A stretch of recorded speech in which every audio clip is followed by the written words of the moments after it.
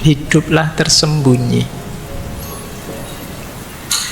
Jadi hidup tersembunyi ini sumbernya banyak keutamaan, kata Epicurus. Jadi cara kita untuk tenang damai dalam hidup itu memang jangan terlalu banyak bercampur dalam kehidupan publik, kata Epicurus. Dengan kita tersembunyi, kita lebih mudah hidup sederhana, lebih bebas berpikir, lebih mudah berinteraksi dengan alam, lebih nyaman hidup kita. Godaan lebih minimal, bukan kekurangan sebenarnya yang menyakitkan, tapi menanggung rasa iri yang timbul dari keinginan yang sia-sia. Ngaji Filsafat bersama Bapak Fahrudin Faiz. Mari kita simak.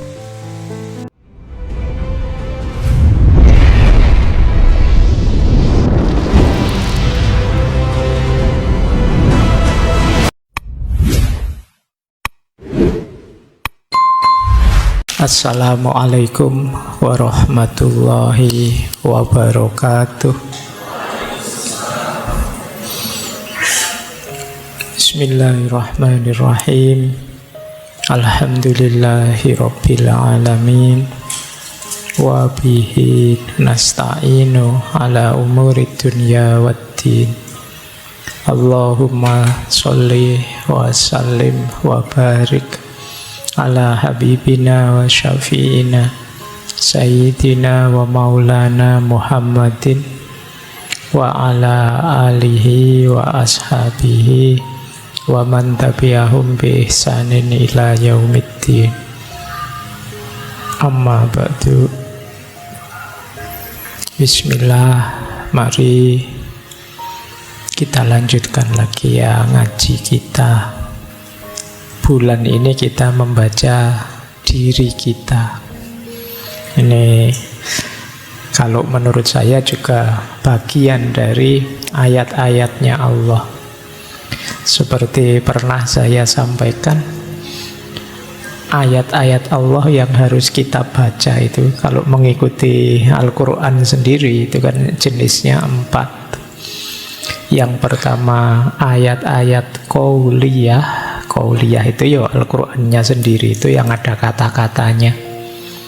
Kemudian ada ayat-ayat kauniyah, alam semesta. Ada ayat-ayat nafsiyah, diri kita sendiri.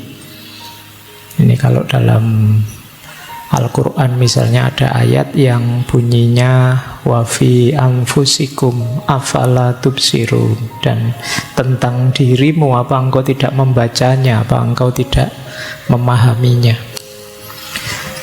Kemudian yang keempat ada ayat-ayat tarikhiyah, ayat-ayat sejarah. Ini jadi pelajaran buat kita biar tidak mengulangi kesalahan yang sama. Misalnya ayat yang bunyinya fa'tabiru ya ulil absar. Jadi maka ambillah pelajaran wahai orang-orang yang berpikir. Baik, jadi kita membaca diri kita, mencoba menemukan yang banyak diidamkan orang, yaitu ketenangan hidup, ketenangan diri. Malam ini kita awali dari Yunani, tokoh yang mungkin beberapa 2 atau 3 kali pernah kita bahas. Malam hari ini kita fokuskan ke bagian tertentu dari pikiran beliau, khususnya yang berhubungan dengan kesenangan dan ketenangan. Tokoh ini dikenal sebagai pelopor aliran Epikureanisme. Aliran ini pada zamannya saingan beratnya aliran Stoikisme yang teman-teman mengidolakan sekali belakangan ya. Ini pikiran-pikiran, aliran-aliran yang berhubungan dengan orang galau. Jadi yang ada masalah, ingin tenang, menemukan jalan hidup yang baik, dan lain sebagainya. Ya meskipun nanti dalam persaingan itu, dalam tanda petik, harus diakui aliran Epikureanisme ini kalah karena beberapa gagasannya memang agak kontroversial, berbeda dengan aliran Stoik, khususnya tentang Tuhan, tentang religiusitas agama. Cuma Epikuros lebih realistis dalam pandangan-pandangannya tentang Tuhan, agama, termasuk tentang kematian. Tapi beliau juga punya gagasan-gagasan yang luar biasa. Orang sering menyebut aliran Epikureanisme ini aliran hedonisme kuno yang sifatnya lebih moderat. Hedonisme itu yang orang mendefinisikannya aliran yang hidup yang hanya ingin cari senang-senang saja. Tapi apa ya ndak boleh orang nyari senang, wong natural saja kan. Apa ada di sini yang ingin hidup? Pak, saya ndak ingin senang, kan ndak ada. Kalau masih waras tetap ingin senang. Nah, itu nanti dibahas panjang oleh Epicurus. Seperti apa sih kesenangan hidup itu? Ada prinsip hidup yang terkenal dari beliau, namanya late biosas. Hiduplah tersembunyi. Jadi hidup tersembunyi ini sumbernya banyak keutamaan, kata Epicurus. Jadi cara kita untuk tenang damai dalam hidup itu memang jangan terlalu banyak bercampur dalam kehidupan publik, kata Epicurus. Dengan kita tersembunyi, kita lebih mudah hidup sederhana, lebih bebas berpikir, lebih mudah berinteraksi dengan alam, lebih nyaman hidup kita. Godaan lebih minimal. Jadi, kalau kita ingin hidup sederhana tapi sering kecampur orang lain, itu sulitnya luar biasa.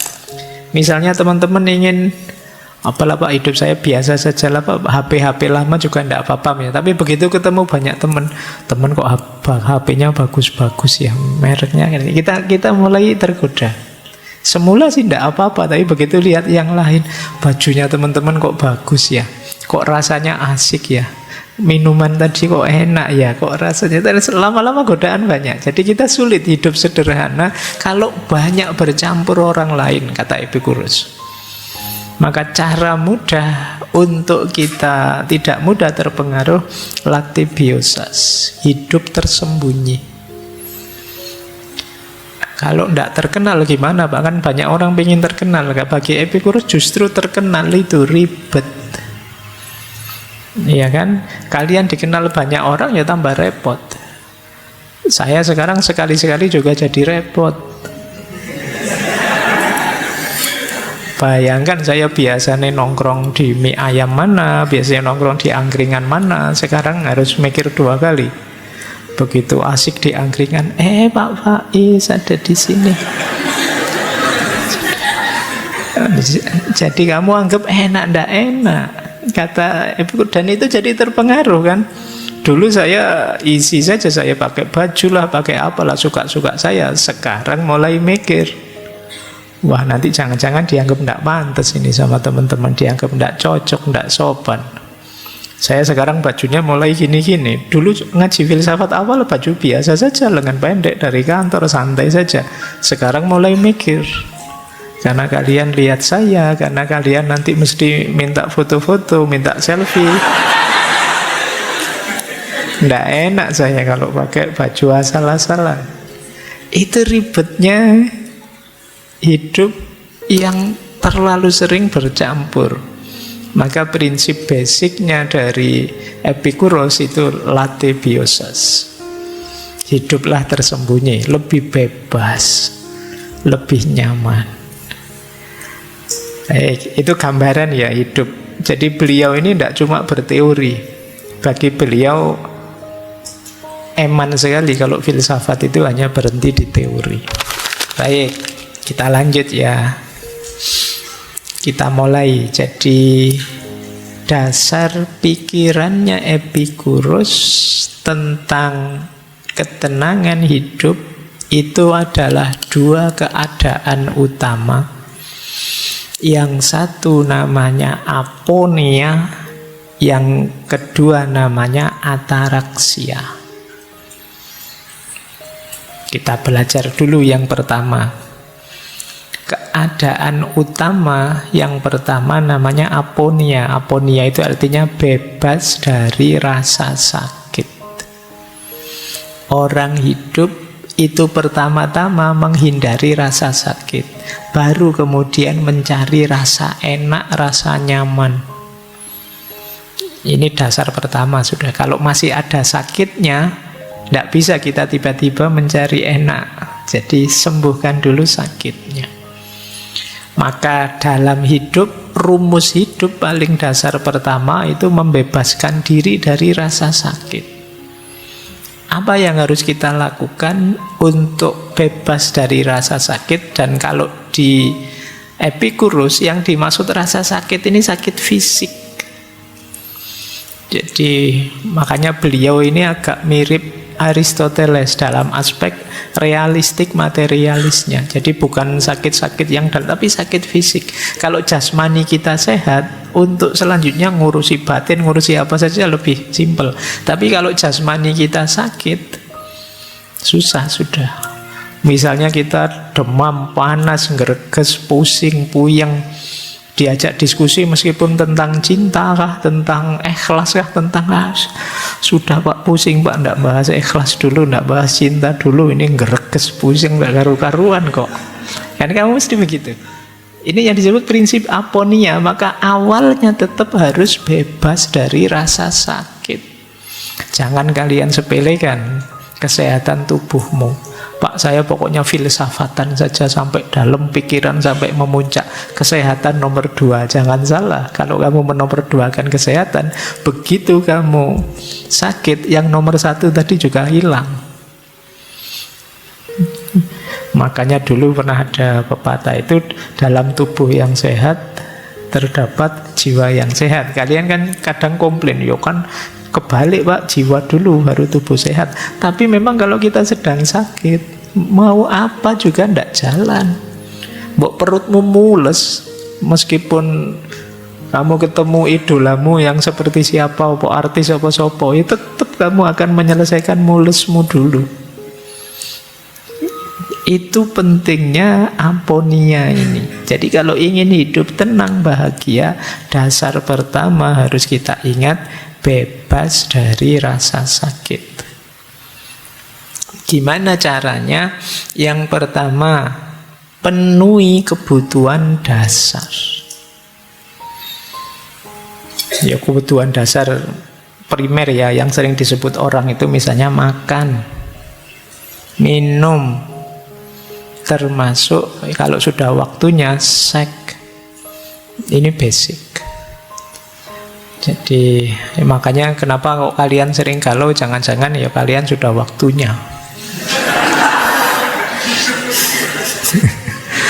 Sudah waktunya tapi fungsinya belum jalan, itu kan membuat puyeng hidupmu, stres. Jadi bereskan itu, tapi di jalan yang baik ya, yang resmi, yang formal. Seperti kalau kalian lapar itu loh, begitu kalian lapar, sudah apa sih yang bisa konsentrasi, ndak bisa, mau apa-apa ndak nyaman, wong lapar. Penuhi kebutuhan dasar, juga jangan berlebihan. Itu nomor 2. Pengendalian keinginan yang berlebihan. Kenapa? Karena kalau berlebihan, ya mungkin memenuhi, tapi ketika berlebihan jadi masalah baru. Jadi penyakit baru, jadi kurang itu penyakit, lebih juga penyakit. Makan itu kebutuhan, penuhi makan. Kalau sudah kenyang ya sudah, berhenti. Kalau kita tambah lagi, Pak ini kan kebutuhan, kamu makan lagi, sakit tetap.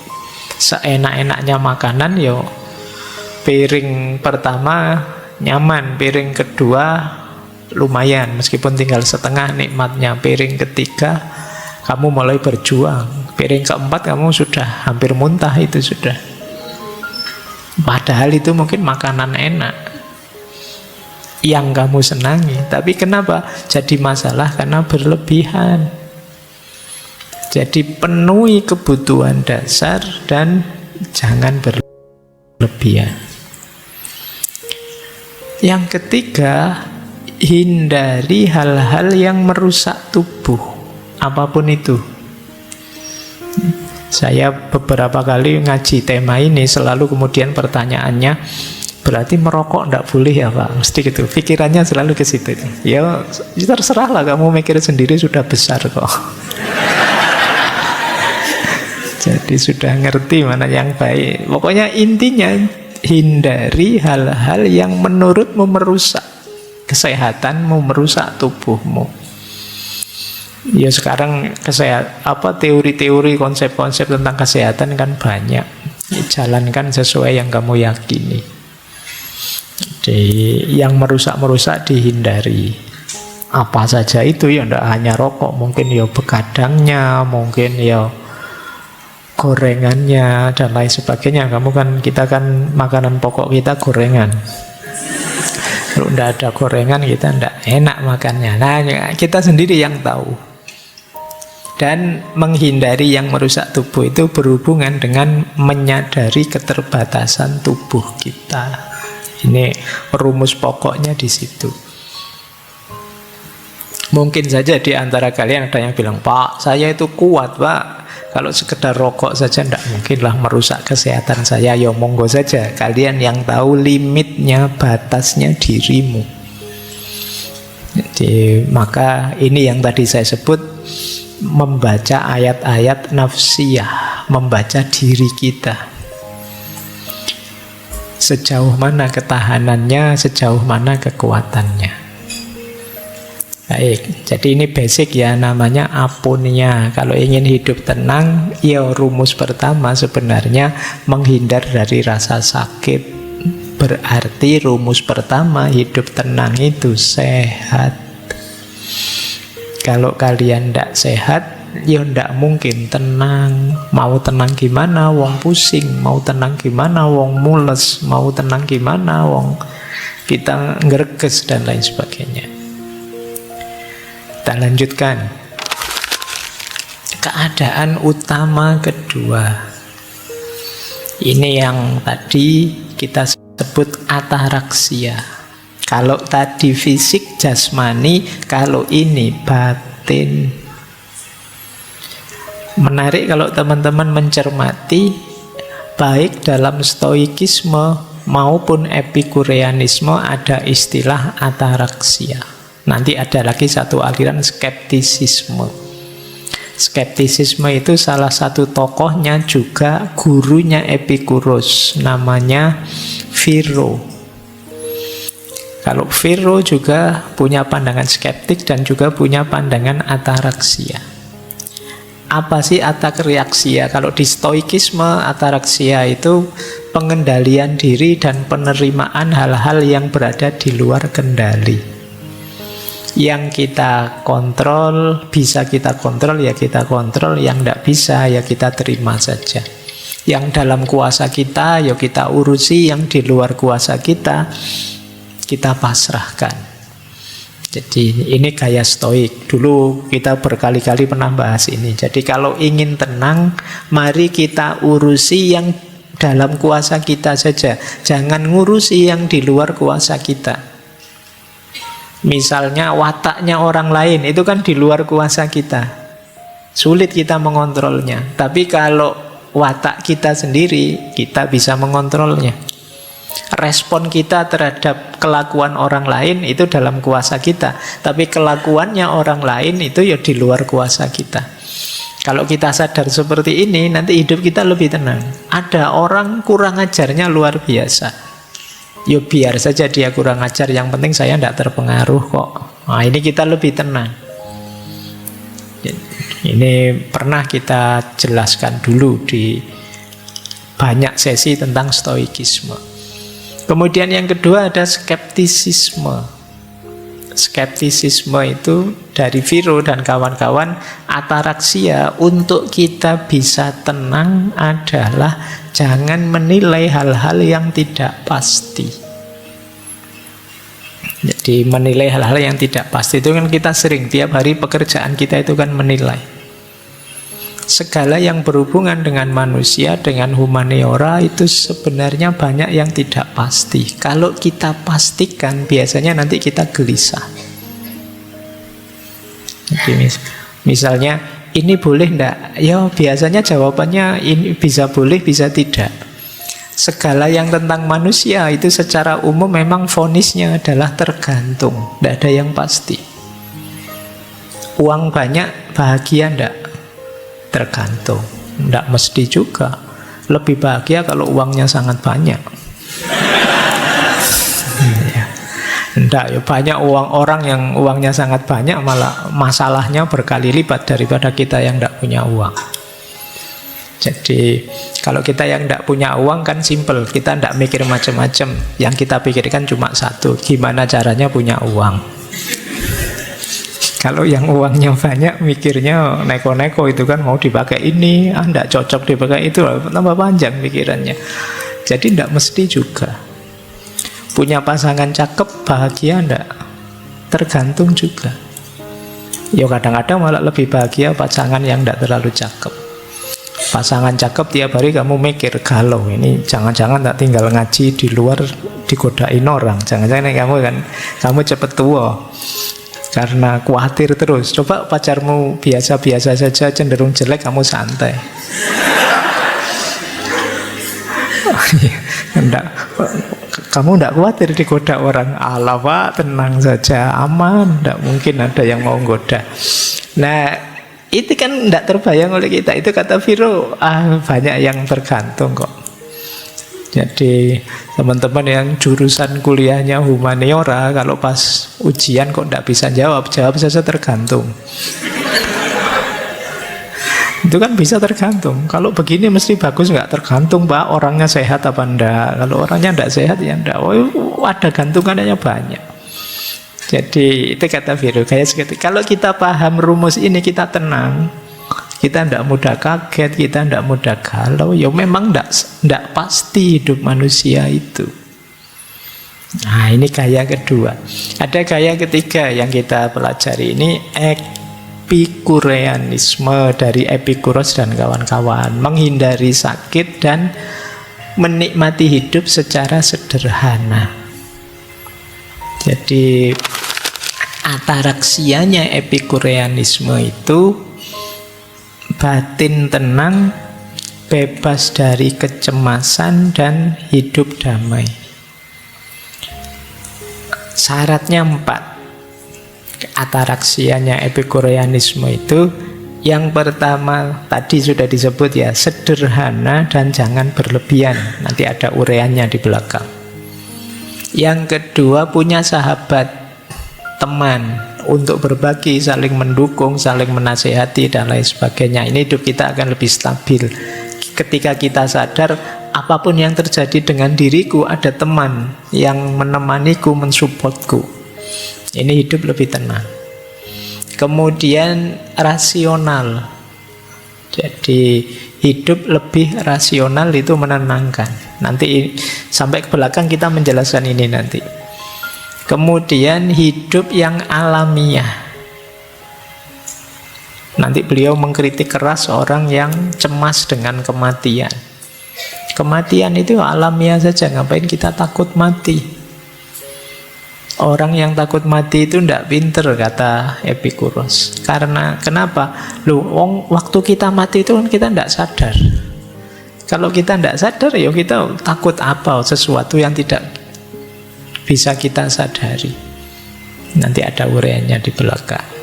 Jadi ini malam hari ini kita fokus ke hidup tenangnya atau ataraksianya. Gimana sih kita bisa hidup tenang versinya Epikuros. Oke, baik. Jadi itu pengantarnya. Sekarang kita belajar ketenangannya. Kita mulai ya. Bismillah. Yuk, yang pertama, ini agak panjang. Hidup tenang itu tentu saja harus diawali dengan hidup senang. Gerbangnya ketenangan itu kesenangan. Tidak mungkin kita ngaku-ngaku tenang tapi kita merasa tidak senang. Ketenangan dan kesenangan itu satu paket. Kesenangan adalah gerbangnya hidup bahagia. Kesenangan ini, kata Epicurus, sifatnya innate good. Innate itu sudah ada dalam diri kita dan kita anggap baik, dan itu sejak kita lahir. Pikiran mungkin belum optimal waktu kita baru lahir, tapi senang dan tidak senang, nyaman dan tidak nyaman sudah ada. Bayi itu kalau tidak nyaman ya nangis dia. Itu kan berarti ada kesenangan. Ada yang dia sudah mulai paham. Ini senang, itu tidak senang. Kalau dia tidak senang ya nangis. Itu kenapa disebut innate good. Kita tidak perlu belajar senang itu bagaimana, tidak senang itu bagaimana. Itu fitrah sudah kita tahu. Sudah ada dalam diri kita. Makanya kan tidak ada kalian sebentar Pak saya tak belajar dulu caranya senang bagaimana. Kan tidak, kita otomatis sudah tahu. Begitu senang ya rasa senang itu muncul dalam diri kita. Nah, cuma kesenangan itu tetap harus kita renungi, kita pelajari. Kenapa? Karena tidak semua kesenangan harus dipenuhi. Ada kalimat dari Epicurus, kesenangan yang menyebabkan rasa sakit atau kesulitan harus dihindari. Sebaliknya kadang-kadang rasa sakit atau kesulitan tapi bisa melahirkan kesenangan harus kita jalani. Jadi mungkin ada kesenangan, enak sih sekarang nyaman, tapi itu akan menyebabkan rasa sakit jangka panjang. Kalau kita pinter ya kita hindari. Makan enak kayak tadi gorengan terus-terusan itu enak, wong kita seneng. Tapi kalau kita sadar iya ya ini, tapi kalau saya tidak hati-hati besok ada kepahitan jangka panjang, kolesterol lah, jantung lah dan lain sebagainya. Ini kita harus mulai berpikir lagi, apa iya kesenangan ini harus saya penuhi? Atau ada kepahitan, kita tidak enak menjalankannya, tapi kalau kita jalankan kepahitan ini, besok kita ketemu kesenangan di belakang yang jauh lebih panjang. Nah itu kalau kata Epicurus, ayo kita jalani. Belajar misalnya, itu kan pahit, tidak enak, capek juga, puyeng juga. Tapi kalau kita tidak belajar, kita tidak ketemu nikmatnya ilmu, kita tidak ketemu manfaatnya ilmu untuk masa depan kita yang panjang. Maka harusnya kita jalani belajar itu. Jadi meskipun orang itu mencari kesenangan, tapi dia harus jeli melihat apakah kesenangan ini membuahkan rasa sakit atau tidak, atau apakah sebelum mencapai kesenangan itu aku perlu menahan diri dalam kepahitan-kepahitan tertentu atau tidak. Jadi kalau akal rasio kita jalan, kita bisa mengidentifikasi jenis-jenis kesenangan tadi. Bahkan kata Epicurus, kadang-kadang orang itu harus siap sakit sebentar demi senang yang lebih panjang. Ngaji malam hari ini mungkin sakit sebentar, sumuk lah, rame lah, sumpek lah, tapi kan demi biar saya ngerti sesuatu, dan pengertian itu mungkin ada manfaatnya ke depan jauh lebih panjang. Nah, ini pahit dulu baru ketemu manfaat. Olahraga misalnya kan capek, tidak enak, tapi kan ada manfaat kesehatan jangka panjang. Jadi hedonisme itu memang dikenal aliran yang hidup hanya untuk senang-senang saja. Tapi versinya Epicurus, kesenangan itu harus jeli kita melihatnya, tidak sekedar enak langsung ditabrak. Kalau enak langsung ditabrak, siapa tahu kesenangan ini justru buahnya kepahitan yang lebih dalam jangka yang panjang. Terus nanti Epicurus membedakan antara kesenangan kinestetik dan kesenangan statis. Jadi kesenangan kinestetik itu, ya kinestetik itu kesenangan yang berproses. Biasanya kesenangan kinestetik itu muncul untuk memenuhi kebutuhan natural kita. Begitu kesenangan kinestetik terpenuhi, maka kita akan mengalami kesenangan statis. Contohnya, kita lapar, terus kita makan. Dan kita merasakan makan itu betapa enaknya, kesenangan kinestetik. Setelah selesai makan, kita puas, lega, kenyang. Kenyang itu kesenangan statis. Kata Epikuros, rumusnya begini. Kalau kita sudah sampai di kesenangan statis, biasanya ya selesai. Kita tidak ingin lebih lagi, karena kalau lebih lagi akan jadi penyakit. Dari kesenangan berubah jadi ketidakenaan. Tapi orang masih bisa mencari kesenangan lain yang berbeda. Jadi kesenangan kinestetik melahirkan kesenangan statis. Kalau sudah sampai di kesenangan statis, ya sudah. Makanya disebut statis, selesai. Di titik ini kita tidak bisa nambah kesenangan lagi, karena kalau ditambah biasanya terus jadi pahit. Tapi kita bisa nyari kesenangan yang lain. Wah, misalnya kalian tadi makan, sudah kenyang, selesai. Karena kalau nambah makan lagi, jadi pahit lagi. Tapi kalian masih bisa nambah kesenangan dari jalur lain. Misalnya, sudah kenyang ini, saatnya nyekrol TikTok sekarang. Itu kesenangan yang lain. Ya nanti nyekrol TikTok itu kinestetiknya kalian akan sampai di kesenangan statis yang lain. Mungkin kalian jadi gembira di situ. Tapi juga kalian harus ngerti limit. Karena kalau kalian lupa batas, terlalu lama nyekrol TikTok, nggak ngerti kapan berhenti, terus tiba-tiba waktumu habis, lupa. Wah, lupa, harusnya melakukan ini, melakukan itu. Maka penting kita sadar kapan harus berhenti dari kesenangan itu. Jadi ini rumusnya, ada kesenangan kinestetik, ada kesenangan statis. Yang kalau sudah statis berarti kita terpuaskan. Kalau sudah terpuaskan jangan ditambah, tapi mencari jalur lain kesenangan. Itulah rumus untuk mengejar kesenangan. Ini rumus pertama. Rumus kedua dari kesenangan. Pak, gimana Pak? Milih di antara banyak kesenangan itu harus saya pilih yang mana? Kata Epikuros, kesenangan itu bisa dilihat intensitasnya, bisa dilihat durasinya, bisa dilihat kemurniannya. Jadi, intensitas itu kuatnya. Kalau enak, sangat enak. Ini ya sekedar enak saja, ini biasa saja, itu namanya intensitas. Kemudian ada durasi. Kalau durasi ini sebenarnya enak saja sih, tidak sangat enak, tapi durasinya panjang, lama. Atau kemurniannya. Kemurniannya itu senang yang tanpa ada rasa sakit sama sekali. Karena ada kesenangan itu disertai sakit. Misalnya kalian olahraga, mungkin kalian hobi olahraga, seneng olahraga, terus kalian olahraga, tapi di balik olahraga ada capeknya. Itu berarti ada kesenangan yang disertai rasa sakit. Ada kesenangan murni, ada kesenangan dari sisi durasi, ada kesenangan dari sisi intensitas. Nanti kata Epikuros, antara intensitas dan durasi, pilihlah durasi. Antara durasi dan kemurnian, pilihlah kemurnian.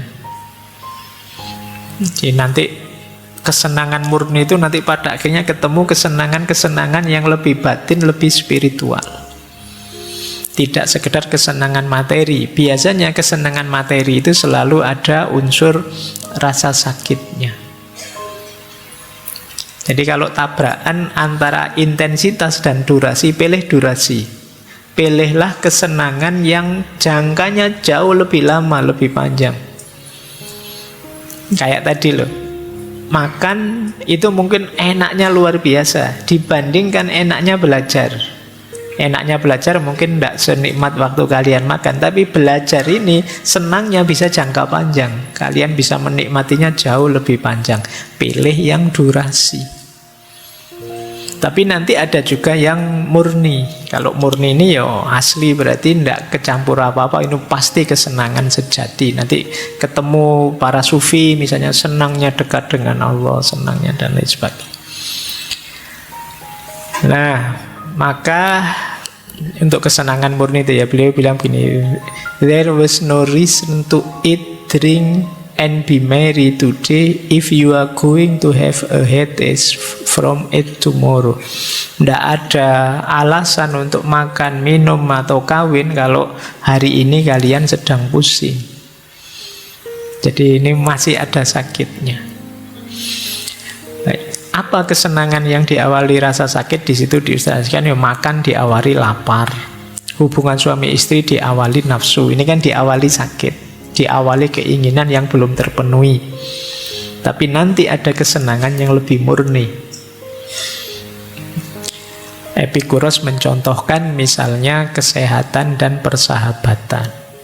Persahabatan itu lebih murni, tidak ada sakitnya. Baik, jadi ini rumus kedua. Jadi boleh kalian mengejar kesenangan, tapi kesenangan yang lebih rasional. Apakah itu karena intensitas, durasi, atau kemurniannya? Kalau kalian berhadapan dengan satu kesenangan, coba diukur 3 aspek ini: intensitasnya, durasinya, kemurniannya. Kalau bisa 3-tiganya, alhamdulillah. Tapi kalau tidak bisa, pilih kemurniannya. Itu standar paling pokok. Apalagi kemudian ya murni, ya durasinya lama, ya rasanya sangat kuat, itu tidak usah ragu-ragu, diambil saja. Itu menyenangkan pasti. Baik, jadi kita punya 2 rumus ya tentang kesenangan. Ada kinestetik, statis, ada intensitas, durasi, dan kemurniannya. Makanya terus beliau bilang begini, maka kalau kami mengatakan bahwa tujuan hidup kita adalah kesenangan, yang kami maksud bukanlah kesenangan kaum foya-foya yang asal menikmati saja. Itu anggapan mereka yang tidak tahu atau tidak lagi mengerti ajaran kami, atau dengan sengaja memutarbalikkannya. Karena beliau ini dituduh hedon dengan konotasi yang negatif tadi. Hidup kok nyari senang saja, kurang mulia. Padahal kata beliau tidak begitu cara memahaminya. Bagi kami, kesenangan berarti tidak merasa sakit dalam tubuh dan tidak resah dalam jiwa. Karena hidup penuh kesenangan tidak diperoleh dengan pesta minum dan makan terus-menerus. Tidak dengan menikmati remaja laki-laki dan wanita cantik. Juga tidak dengan menikmati ikan yang enak dan makanan yang mewah apa saja. Melainkan hanya dengan pemikiran yang tenang, terang, yang mencari akar segala keinginan dan dorongan, menghindar dan mengusir gagasan-gagasan aneh yang bagaikan angin prahara menggoyangkan jiwa. Jadi kesenangannya tidak seperti bayangan kita. Kalau ngomong kesenangan, mesti kesenangan yang dangkal. Bukan itu kesenangan itu. Jadi kesenangan itu intinya adalah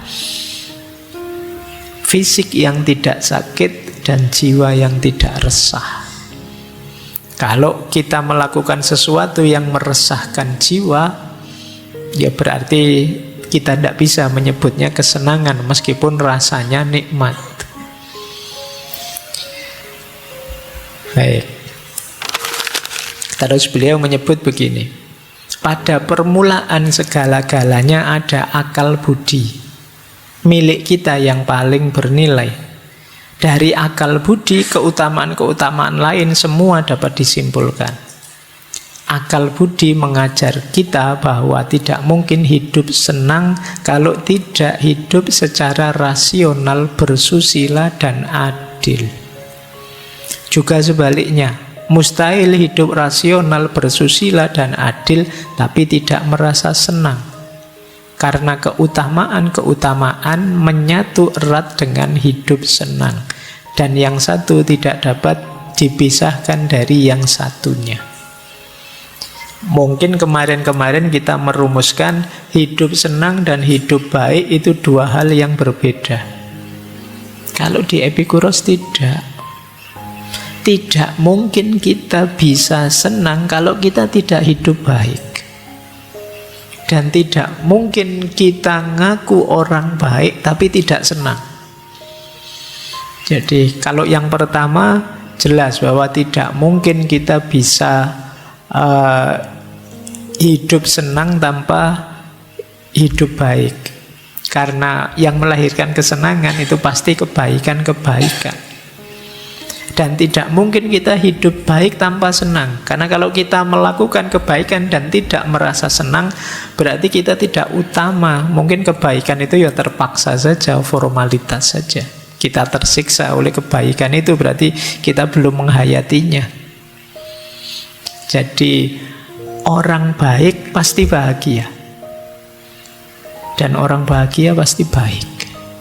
Kalau tidak, ada yang salah dalam rumusannya. Jadi ini menurut Epikuros ya. Maka orang yang nganggap hidup hedon itu pasti negatif, nah ada pembandingnya. Ternyata pikiran-pikirannya Epikuros yang disebut akarnya hedonisme tidak begitu. Hedonisme jadi lebih artifisial, negatif nanti di hedonisme yang modern, yang dulu pernah kita bahas. Baik ya, jadi rumus pertama orang bahagia, hidup tenang adalah hidup senang. Untuk tenang kita harus senang. Tidak mungkin kita bisa tenang tanpa senang. Lanjut. Kata Epikuros, bukan kekurangan sebenarnya yang menyakitkan, tapi menanggung rasa iri yang timbul dari keinginan yang sia-sia. Kenapa harus diawali rasa iri? Ya karena biasanya keinginan kita jadi unnatural, tidak alami, juga unnecessary ketika kita melihat orang lain, membandingkan diri kita dengan orang lain. Sebenarnya yang kita miliki itu sudah cukup, tapi kita merasa kurang karena melihat orang lain. Padahal orang lain itu bukan kita. Mungkin standar mereka beda dengan standar kita, tapi karena kita melihat orang lain terus timbul rasa iri. Yang semurah cukup kita anggap kurang. Akhirnya kita merasa tersakiti oleh itu. Kalian merasa jadi orang yang lemah, jadi orang yang malang, jadi orang yang tidak punya apa-apa. Padahal tanpa kalian bandingkan dengan orang lain, sebenarnya kalian kan sudah bisa hidup nyaman dengan yang kalian miliki saat ini. Jadi, apa tidak boleh Pak? Kita kaya, ya boleh saja. Cuma, kalau belum kaya, jangan membanding dengan orang lain yang menimbulkan rasa iri. Itu akan membuat kita sakit dan tidak mensyukuri yang kita miliki. Ini rumus ya, untuk agar kita bisa mengendalikan keinginan kita dan menerima apa yang sudah kita punya sekarang. Ini sumbernya ketenangan hidup. Karena temanya malam hari ini kan caranya hidup tenang. Terima kasih telah menyimak ngaji filsafat di channel Ruang Filsafat bersama Bapak Fahrudin Faiz. Semoga bisa memberikan ilmu, motivasi dan kebermanfaatan. Salam sehat dan bahagia.